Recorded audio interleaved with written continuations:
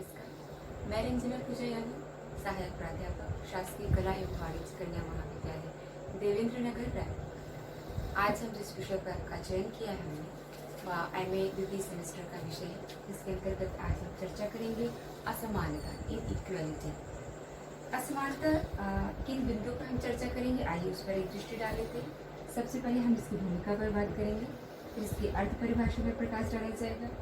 किन उत्तरदायी कारकों की वजह से समाज में असमानता की स्थिति पैदा होती है, उस पर हम चर्चा करेंगे। उनकी किन किन प्रकारों की विवेचना की है विभिन्न विद्वानों ने, इस पर हम बात करेंगे।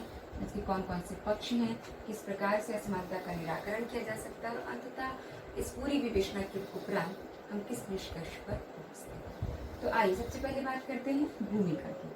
असमानता वास्तव में उस दशा या स्थिति को कहते हैं जहाँ पर समानता का अभाव पाया जाता है। समानता किसी भी समाज के लिए एक उच्च आदर्श की स्थिति होती है, लेकिन असमानता एक सार्वभौमिक यथार्थ सत्य होता है।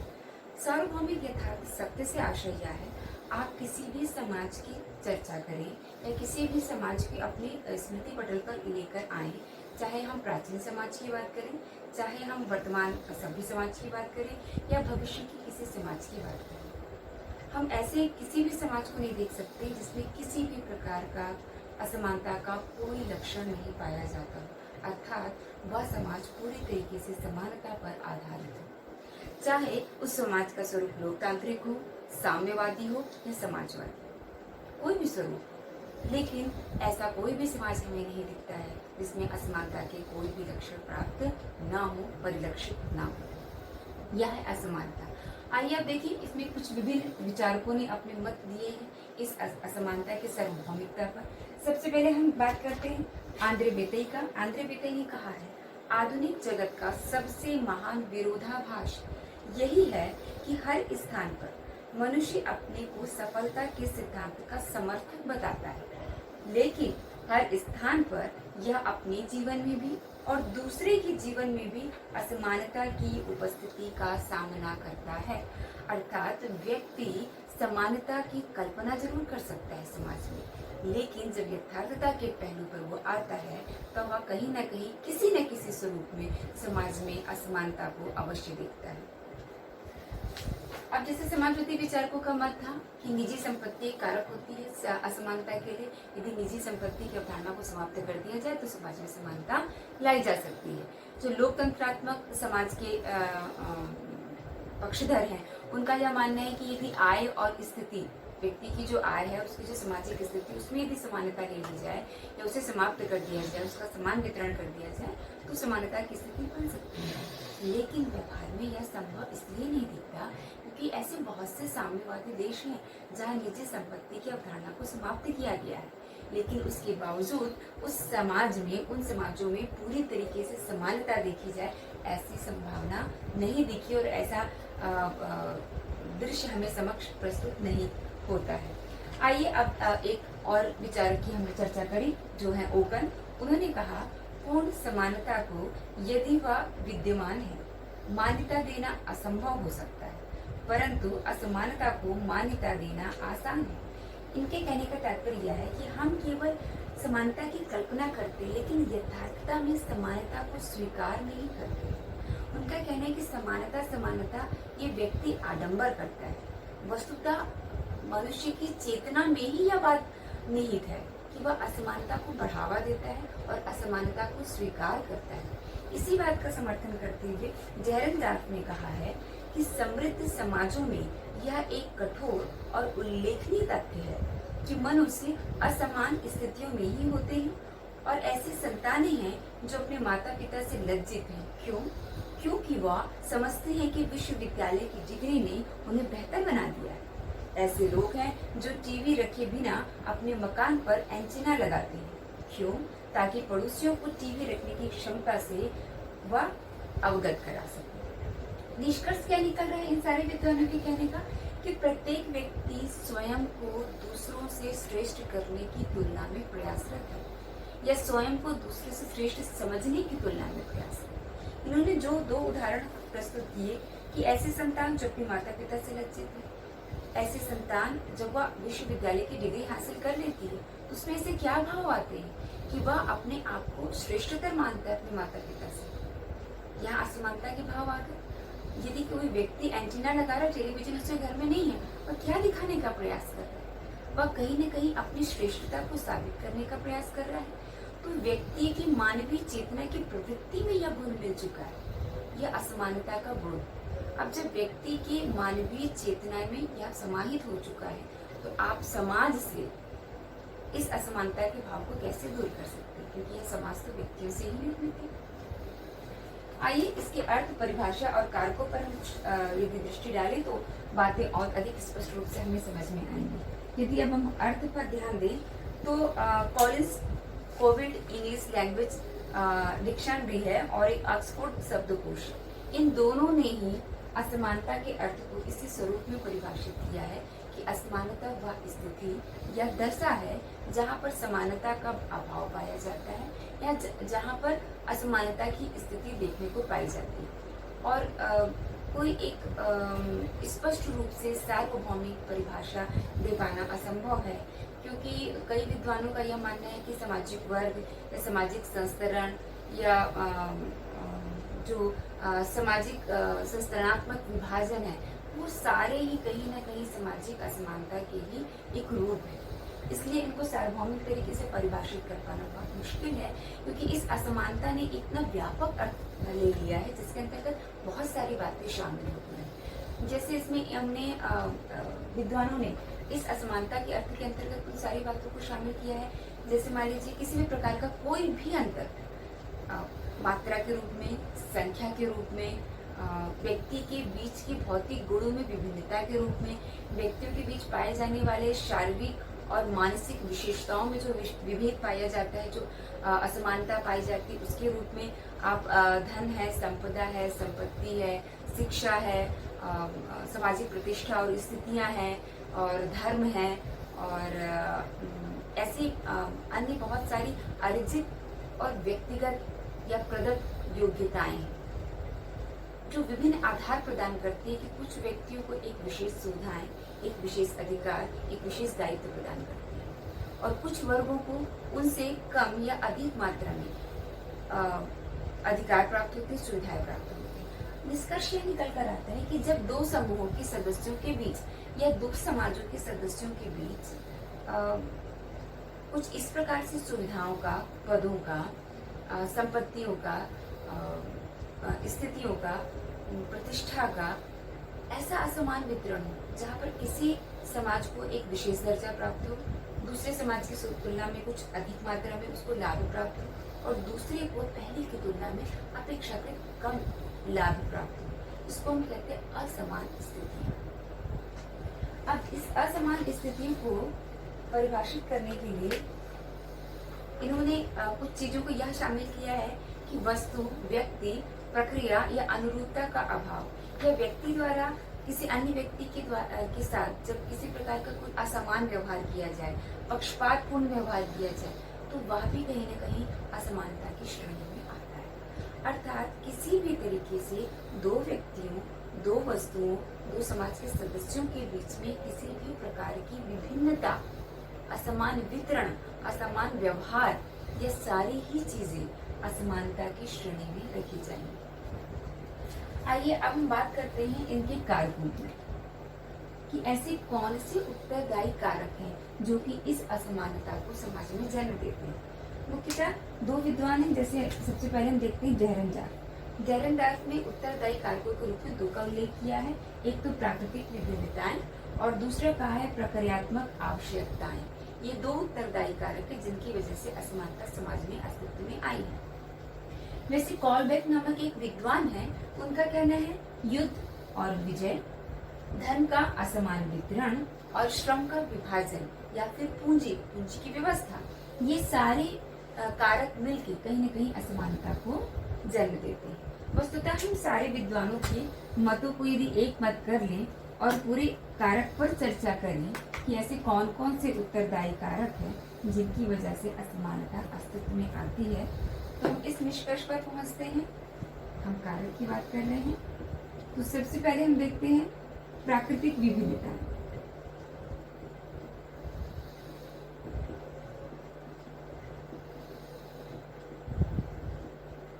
अब जो इसकी समर्थक विद्वान है, जैसे हमने डेरेनडार्फ की चर्चा की थी, उनके कहने का तात्पर्य यह है कि प्राकृतिक विभिन्नताएं किस प्रकार से असमानता के लिए उत्तरदायी है। तो उनका ये कहना है कि व्यक्ति प्रकृति से जुड़ा होता है और प्रकृति भी दो समान वस्तुओं को कभी उत्पन्न नहीं करती है। दो प्राणियों पर भी यदि हम चर्चा कर ले तो भी प्रकृति यदि किसी भी वस्तु को उत्पन्न कर रही है, किसी भी प्राणी को उत्पन्न कर रही है, तो कई स्तरों में विभिन्नता देखने को मिलती है। बात हुआ, सबसे बड़ी बात आप ये सोचिए कि एक समय में उत्पन्न होने वाले जो सहोदर संतान होती है, उनके भी व्यवहारों में, उनके भी शारीरिक और मानसिक लक्षणों में पर्याप्त मात्रा में जीवन के कई स्तरों में असमानता देखने को पाई जाती है। मतलब असमानता प्रकृति की एक विशेषता है। जब हम दो प्राणियों की तुलना करते हैं, जब हम दो व्यक्तियों की तुलना कर रहे हैं, जब हम दो वस्तुओं की तुलना कर रहे हैं, जब उनकी तुलना में हमें असमानता प्रत्येक स्तर पर परिलक्षित हो रही है, तो स्वाभाविक है कि व्यक्ति प्रकृति से जुड़ा है और वही व्यक्ति आगे चलकर किसका निर्माण कर रहा है, समाज का निर्माण कर रहा है। तो प्रत्येक व्यक्ति की शारीरिक विशेषताएं अलग हैं। आप शारीरिक विशेषताओं से तात्पर्य है कि आप ऊंचाई का मामला देख लीजिए, आप यदि वर्ण की बात करें, कोई गौर वर्ण का है, कोई श्याम वर्ण का है, कोई गेव्य वर्ण का है, आप पतले या मोटे के आकार पर देख लीजिए, किसी की उंगलियां लंबी, किसी की छोटी हैं, किसी की बालों की आकृति देख लीजिए, ये शारीरिक लक्षण है। ये सभी के एक जैसे नहीं। आप मुखाकृतियों की चर्चा कर लीजिए, मुखाकृतियां एक जैसे नहीं मिलती। तो हम इन मुखाकृतियों की बात करें या फिर हम बौद्धिक स्तर की बात करें, हम सोच के स्तर की बात करें, हम व्यवहार की बात करें, चरित्र की बात करें, इन सारी चीजों में जब प्रत्येक व्यक्ति में पर्याप्त असमानता मिलती है, तो कहीं न कहीं इन असमानताओं से प्रभावित समाज का निर्माण होता है। तो स्वाभाविक है उसमें असमानता आएगी ही। मतलब कहीं न कहीं यह प्राकृतिक विभिन्नताएं ही असमानता के लिए एक उत्तरदायी कारक है। उसके बाद दूसरा है युद्ध और विजय। युद्ध और विजय से कैसे असमानता उत्पन्न होती है? कॉलबैक ने कहा युद्ध और विजय, अर्थात जहाँ जहाँ युद्ध होते हैं, स्वाभाविक सा एक निष्कर्ष निकलता है कि युद्ध का परिणाम क्या होगा।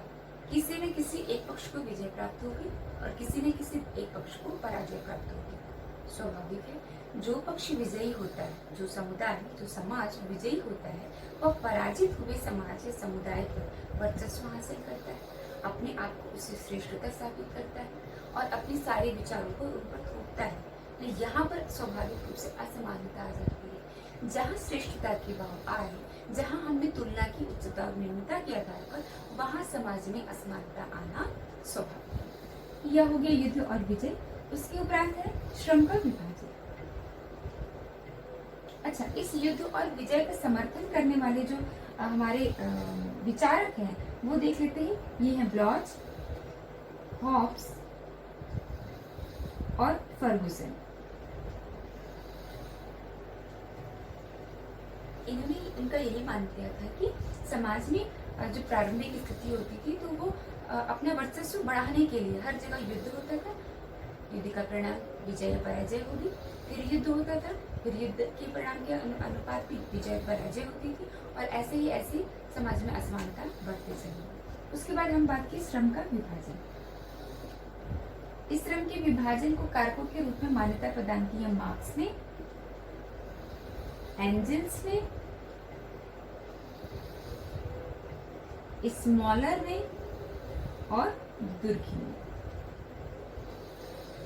इनकी क्या मान्यता है कि जैसे जैसे समाज में जनसंख्या में वृद्धि होती गई, तो जनघनत्व बढ़ता गया, तो लोगों की आवश्यकताओं में वृद्धि हुई। लोगों की आवश्यकताओं में वृद्धि हुई तो श्रमों का विभाजन होना कारण है। अर्थात व्यक्ति अपने जीविकोपार्जन के लिए कई विकल्पों की ओर उन्मुख हुआ और व्यक्ति विशेषज्ञ होने लगे।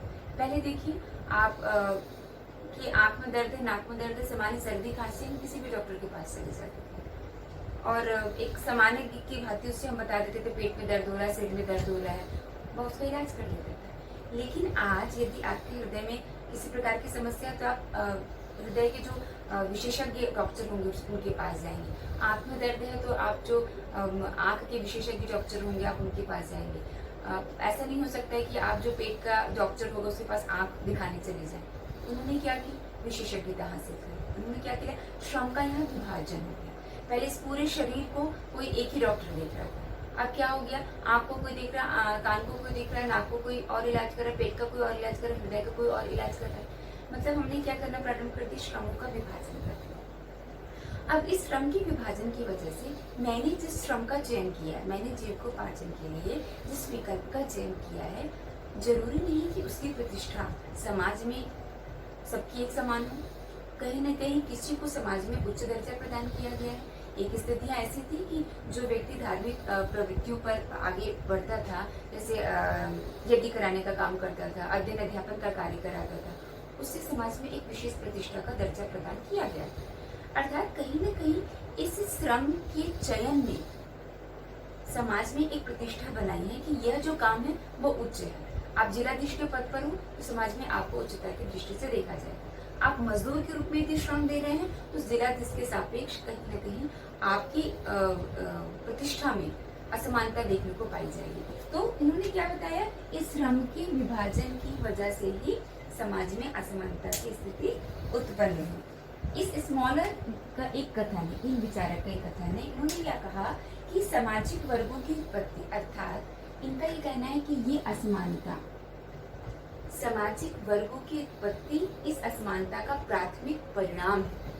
सामाजिक वर्गों की उत्पत्ति इनका प्राथमिक परिणाम है और इनका द्वितीय परिणाम क्या है, प्रतिष्ठा और आय, इनमें असमानता।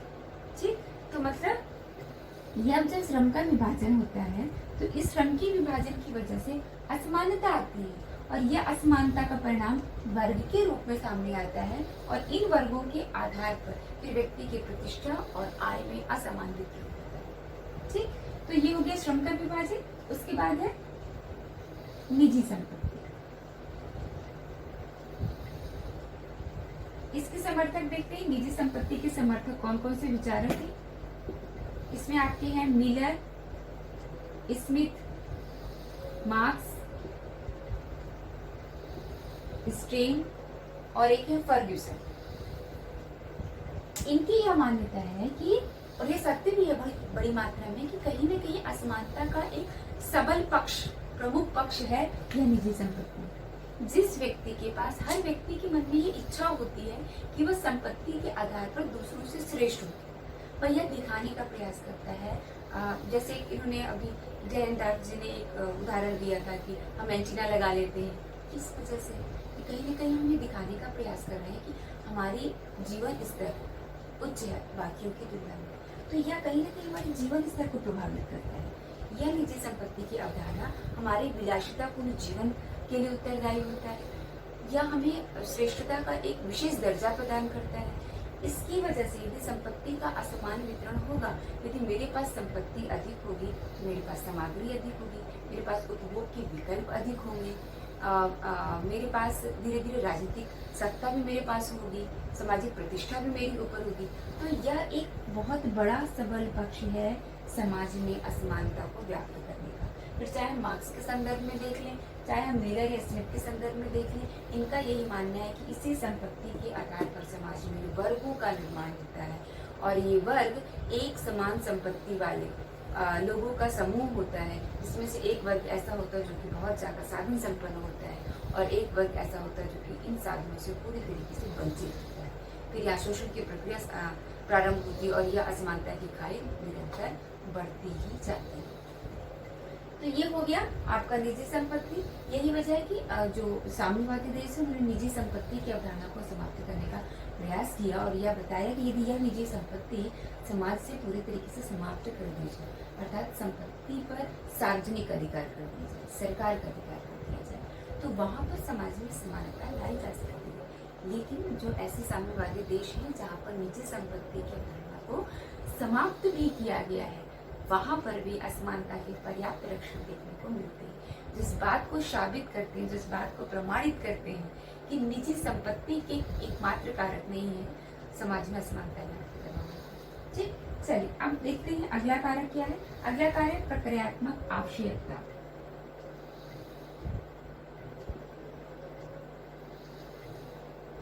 इसके समर्थक कौन है देख लेते हैं, पार्शस और डेविस।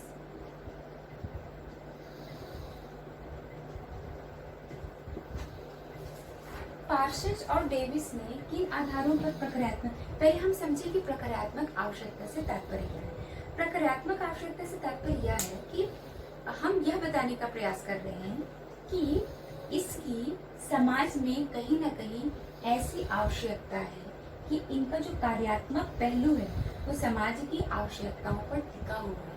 मतलब कहीं न कहीं इस असमानता के माध्यम से हम समाज के किसी विशेष उद्देश्य की पूर्ति कर रहे हैं, समाज की किसी विशेष आवश्यकता की पूर्ति कर रहे हैं। यही वजह है कि असमानता समाज में आज भी व्याप्त है, प्रासंगिक बनी हुई है। आप देखिए किस स्वरूप इन्होंने कहा कि प्रक्रियात्मक आवश्यकता है ये असमानता।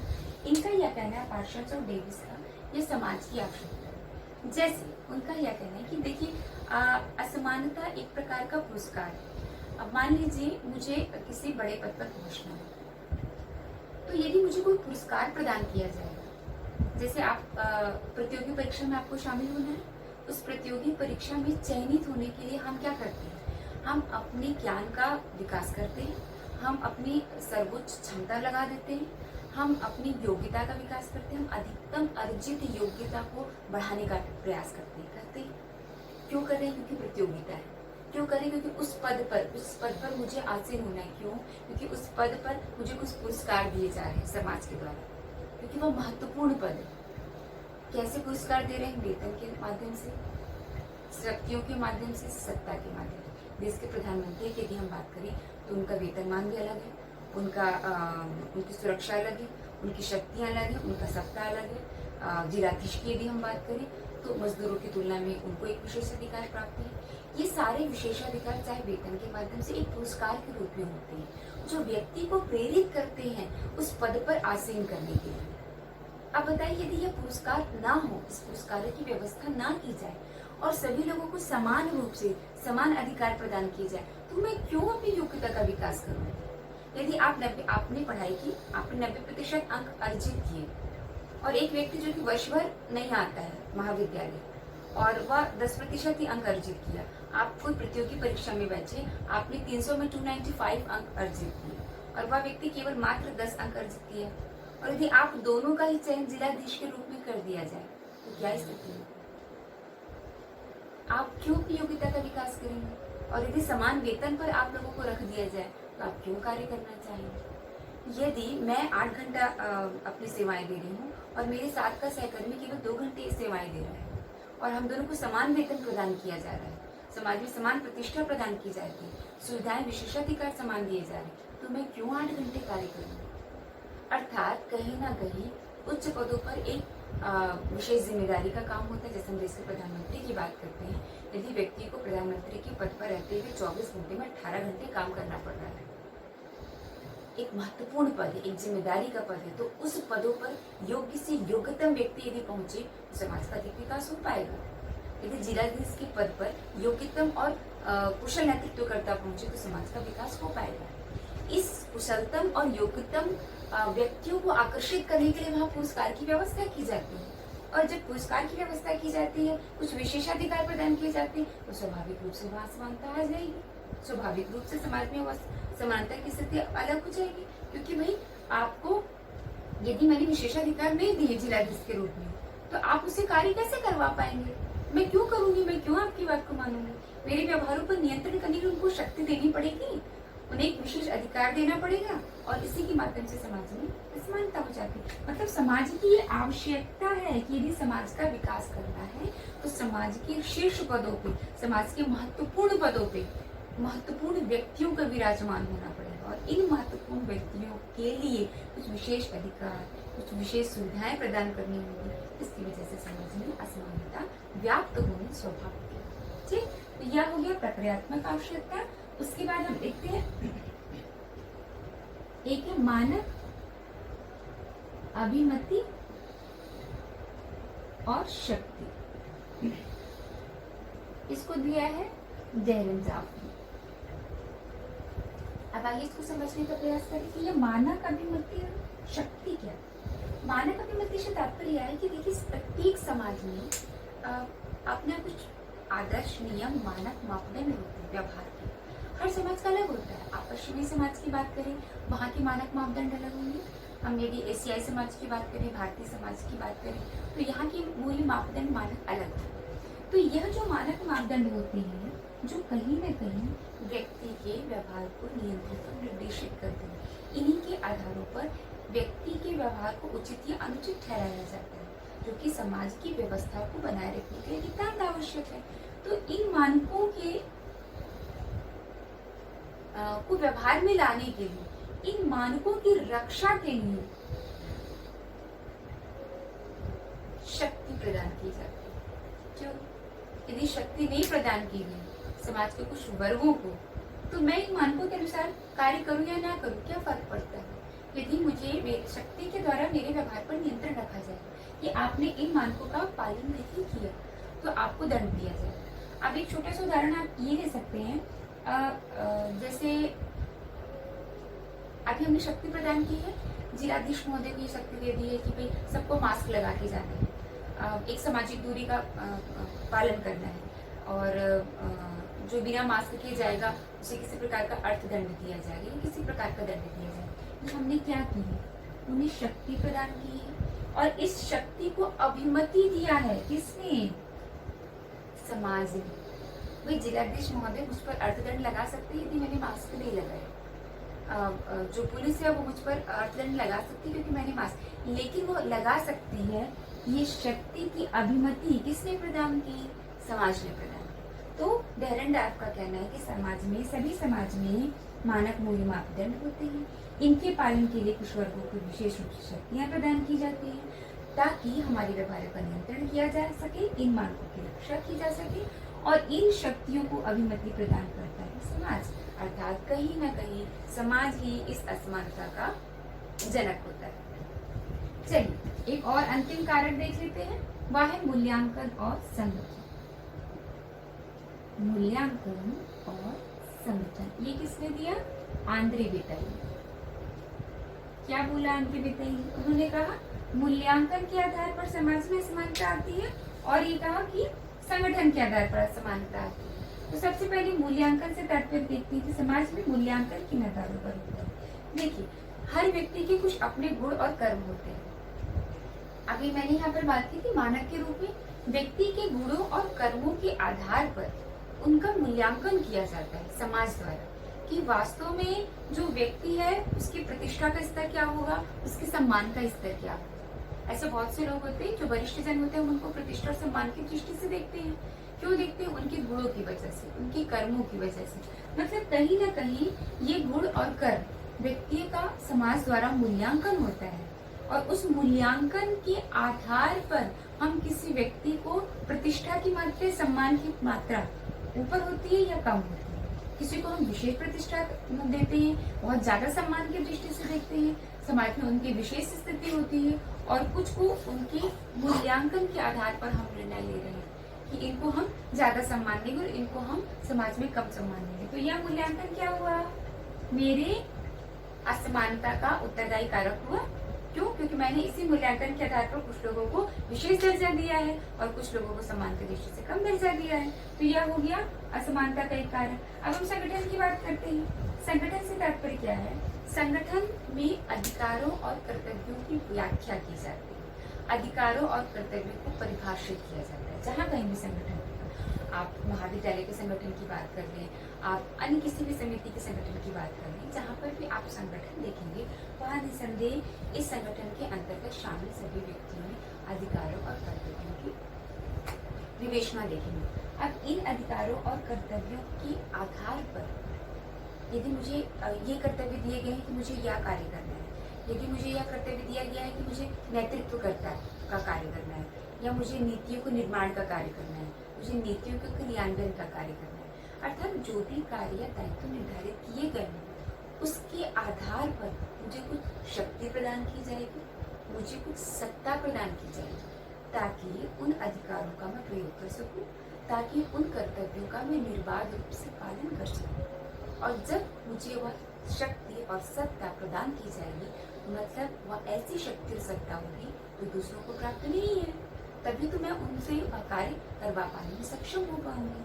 तो यदि मैं दूसरों से थोड़ी सी भी ज्यादा मात्रा में मैंने शक्ति और सत्ता अर्जित की, वह वहाँ स्वाभाविक रूप से क्या स्थिति आएगी, असमानता की स्थिति आएगी। तो ये सातों कारक उत्तरदायी कारक है जो कि समाज में कहीं ना कहीं असमानता को जन्म देते हैं। आइए अब हम बात करते हैं इसके प्रकारों की, कि असमानता में ऐसे कौन कौन से विद्वान हैं जिन्होंने इसके प्रकार का उल्लेख किया। चलिए सबसे पहले हम देखते हैं रूसो को, फिर देखेंगे प्लेटो को, फिर देखेंगे डेरेनजाफ को, फिर हम देखेंगे बोचोमोर को और लास्ट में देखेंगे ट्यूमेन को। इनकी एक पुस्तक है जिसका नाम है ऑन इनइक्वालिटी।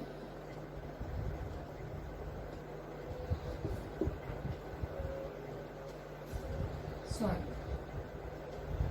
On inequality. चलिए रूसो ने कहा है, रूसो ने दो प्रकार का प्रकार बताया, एक तो प्राकृतिक असमानता और दूसरी नैतिक असमानता, प्राकृतिक और नैतिक असमानता।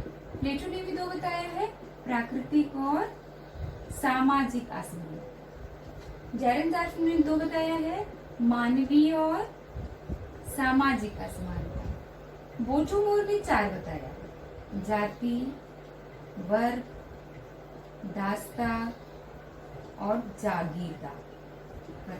अब देखिए इसमें कुछ चर्चा हम ये कर ले पहले। ये जो तीन लोगों ने दिया है, प्राकृतिक और नैतिक असमानता, प्राकृतिक और सामाजिक असमानता, मानवीय और सामाजिक असमानता, वो केवल इस बात को स्पष्ट करते हैं कि जो पहला पक्ष है वह कहीं ना कहीं मानव की शारीरिक और मानसिक विशेषताओं और लक्षण के आधार पर जो असमानता होती है उसका एक प्रकार बताया है।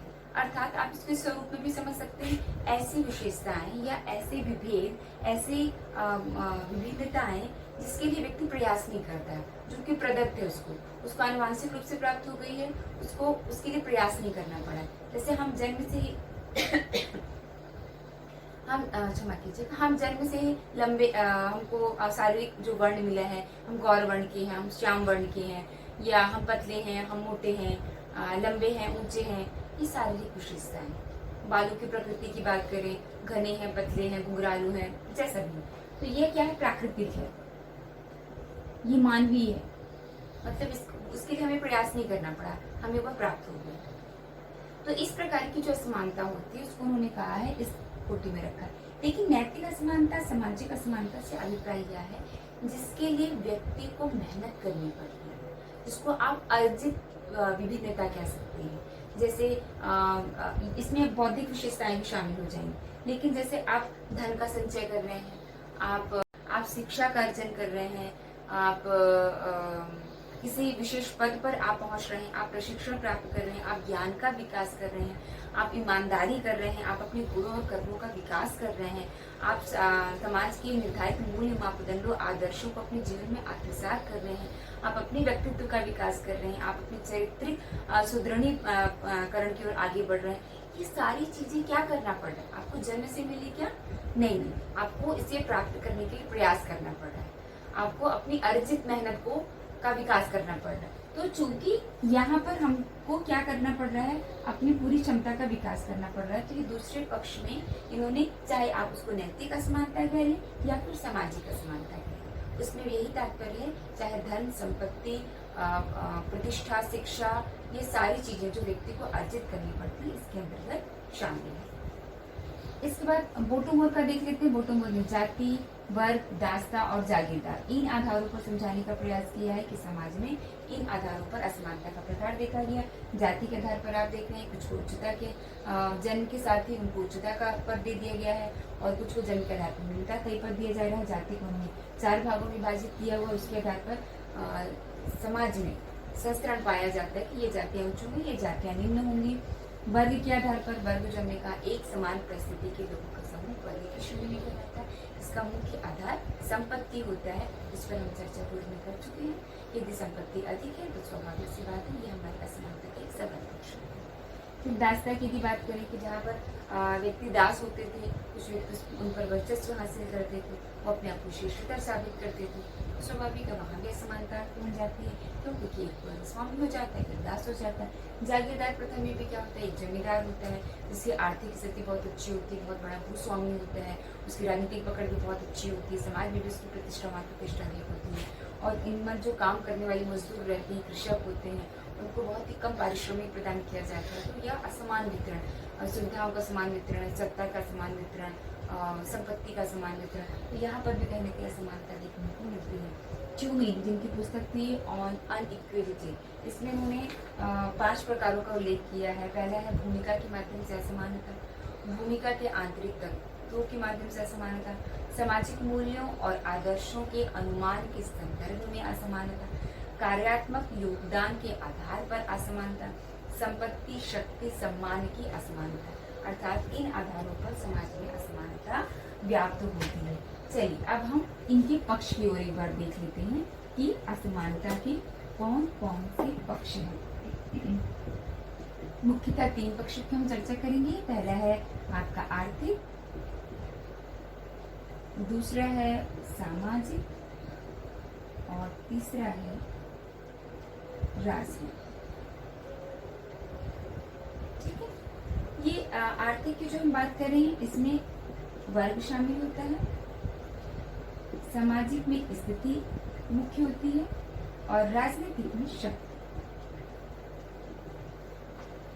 अर्थात यदि हम आर्थिक पक्ष की बात करते हैं कि आर्थिक पक्ष के माध्यम से असमानता कैसे आती है, वर्ग निर्माण हो जाता है। या एक सबल पक्ष हमने पहले भी चर्चा की है, जिसके पास संपत्ति, एक समान संपत्ति के लोगों का एक वर्ग हो जाता है और दूसरे प्रकार के संपत्ति के लोगों का एक प्रकार का वर्ग हो जाता है। हम कई बार बोलते हैं वो पॉस एरिया है। इससे तात्पर्य क्या है, वो कहीं ना कहीं आपकी आर्थिक स्थिति का निर्धारण कर रहा है।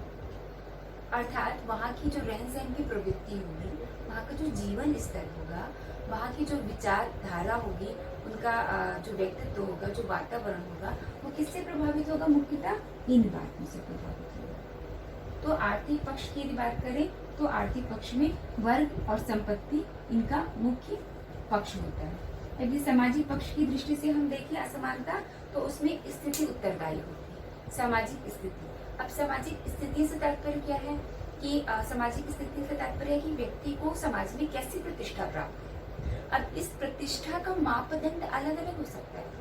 हो सकता है कि जो समाज में निर्धारित मूल्य, मापदंड, आदर्श माने गए हैं, किसी व्यक्ति द्वारा उसका बहुत अच्छे से प्रयोग किया जाता हो, उसे अपने जीवन में पूर्णतः आत्मसात कर लिया हो, इसलिए समाज द्वारा उसे प्रतिष्ठा में उच्च स्थान प्रदान किया गया। या यह भी संभव कि किसी की शैक्षणिक स्थिति बहुत अच्छी हो, किसी की धार्मिक स्थिति बहुत अच्छी हो, या यह भी संभव है कि किसी ने खेल के माध्यम से बहुत अच्छा स्थान प्राप्त किया हो, किसी ने बहुत अच्छा सेवा का काम किया हो। अर्थात स्थिति से तात्पर्य है कि समाज में प्रतिष्ठा के सूचक के रूप में उस व्यक्ति की क्या स्थिति है। तो सामाजिक पक्ष के रूप में हम असमानता देखते हैं तो वह स्थिति के रूप में देखते हैं, और यदि राजनीतिक पक्ष के रूप में हम असमानता देखते हैं तो वह शक्ति के रूप में देखते हैं। शक्ति अर्थात नियंत्रण करने की शक्ति, कर्तव्यों को पालन करने की शक्ति, अधिकारों को लागू करने की शक्ति। जैसे अभी हमने कहा ना, जिलाधीश की कुछ शक्तियां होती हैं, महाविद्यालय के प्राचार्यों की कुछ शक्तियां होती हैं, संगठन के जो शीर्ष पर विराजमान नेतृत्वकर्ता होती, उनकी अपनी कुछ शक्तियां होती हैं, अधीनस्थों की अपनी कुछ शक्तियां होती हैं। इन शक्तियों का उद्देश्य वास्तुतः क्या होता है? इन्हीं के माध्यम से समानताएं आती हैं। लेकिन कारण क्या है, क्यों हमें शक्तियां प्रदान करते हैं? क्योंकि यदि राजनीतिज्ञों को, हम मुख्यमंत्री को, विधायक को, पार्षद को शक्तियां प्रदान नहीं करेंगे तो वो अपनी नीतियों को लागू कैसे करेंगे, क्रियान्वयन कैसे करवाएंगे? वो नौकरशाही से या प्रशासनिक मशीनरी से अपनी नीतियों का भली भांति पारदर्शिता को निष्पक्ष तरीके से क्रियान्वयन कर पाने में सक्षम नहीं हो पाएंगे जब तक उनको शक्ति प्रदान नहीं की जाएगी। और इसी शक्ति की वजह से समाज में फिर असमानता की स्थिति पैदा होती है। तो ये आपका पक्ष हो गया। अब लास्ट में हम आइए निराकरण की ओर जाते हैं कि विभिन्न विद्वानों ने इनके निराकरण के संदर्भ में क्या बातें बोली हैं।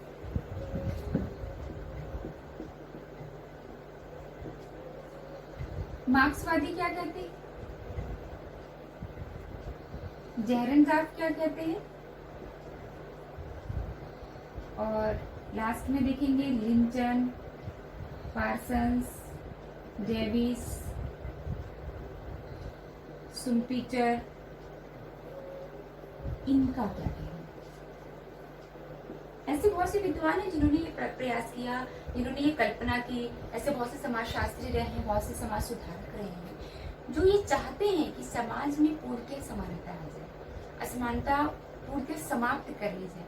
लेकिन ये एक पूरी कल्पना है कि हम असमानता को पूर्णतः समाप्त कर सकते हैं। वजह या कहीं न कहीं या समाज द्वारा ही समाज में ही इसका जनक है और समाज में ही इसका प्रादुर्भाव होता है।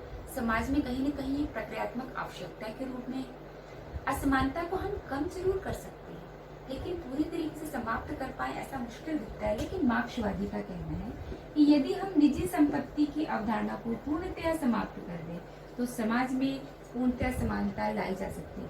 यही वजह है कि मार्क्स का यह कथन है कि उन्होंने जो 5 प्रकार के समाजों की बातें बताई, उसमें जो भविष्य के समाज की बात की उसको आधुनिक साम्यवादी समाजवादी समाज का है, जिसमें कि पूरी तरीके से वो समानता पर आधारित है। और इनमें से कुछ विद्वानों का यह मानना है कि प्रारंभिक जो प्राचीन अवस्था थी समाज की वो पूरी तरीके से समानता पर आधारित थी। उस समय समानता नहीं पाई जाती थी। इसलिए यदि ये निजी संपत्ति की अवधारणा धीरे धीरे क्या हुआ, समाज में परिवर्तन हुआ।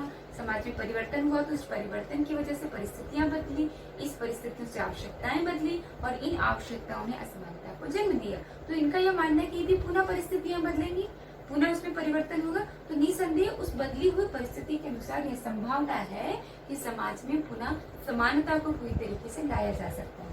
वैसे डेरेनडार्फ का कहना है, डेरेनडार्फ ने क्या कहा कि सामाजिक आदर्श और सामाजिक अभिमतियां, जो हमने देखा था ना, मानक, अभिमति और शक्ति, ये इन्होंने डेरेनडार्फ ने दिया था। तो उन्होंने कहा कि ये जो मानक है, जो आदर्श मूल्य मापदंड हर समाज के अपने अपने होते हैं, यदि इसे ही समाप्त कर दिया जाए, क्योंकि इसी की स्थापना के लिए तो शक्ति हम प्रदान करते हैं, फिर इसी शक्ति से हम अभिमति दे देते हैं, लोगों में समान वितरण हो जाता है। लेकिन जो ये कह रहे कि यदि मानक ही हम समाप्त कर दिए, किसी भी समाज के आदर्श मूल्य मापदंड व्यवहार के नियंत्रण के सारे नियमावली समाप्त कर दीजिए, तो आप सोचिए उस समाज की क्या गति होगी। मतलब आप उस समाज की व्यवस्था, उस समाज का गठन पूरी तरीके से छिन्न भिन्न हो जाएगा। यह तो आधार है किसी भी समाज के लिए। अब देखिए, ये लिंटन, पार्सन्स, डेविस और सुम्पिटर, ये ऐसे विद्वान हैं जिनका ये कहना है कि भविष्य में आने वाले समय में कभी भी ऐसे समाज की हम कल्पना कर ही नहीं सकते जहाँ पर असमानता के कोई भी लक्षण परिलक्षित ना हो। अर्थात उनका ये कहना है कि यह असमानता एक अनिवार्यता है समाज के लिए, अपरिहार्यता है, आवश्यकता है और परिवर्तित स्वरूप में, इसके स्वरूप में परिवर्तन होगा। भविष्य में परिस्थितियां बदलेंगी, इसके स्वरूप में परिवर्तन होगा। असमानताएं कम या ज्यादा हो सकती हैं, असमानताओं के कारक बदल सकते हैं, असमानताओं के प्रकार बदल सकते हैं, असमानताओं के स्वरूप में परिवर्तन हो सकता है, लेकिन असमानता पूरी तरीके से समाप्त नहीं की जा सकती। ये इन विद्वानों का कहना है।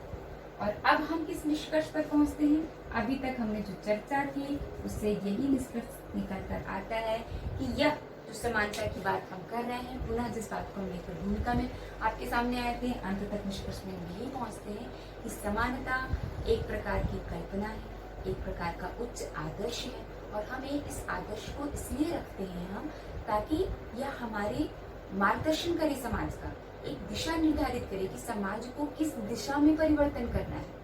हम उच्च आदर्श इसलिए अपने जीवन में बनाते हैं। हमने कहा कि स्वामी विवेकानंद हमारे आदर्श हैं, क्यों?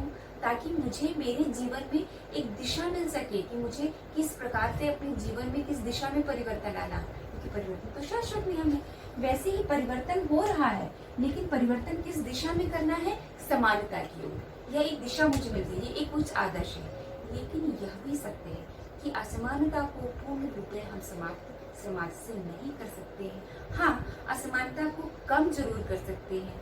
हाँ, असमानता को हम इन आधारों पर रख सकते हैं जिससे कि असमानता समाज के विकास में बाधक ना हो, समाज के विकास में एक साधक की तरह कार्य करे। आज के व्याख्यान में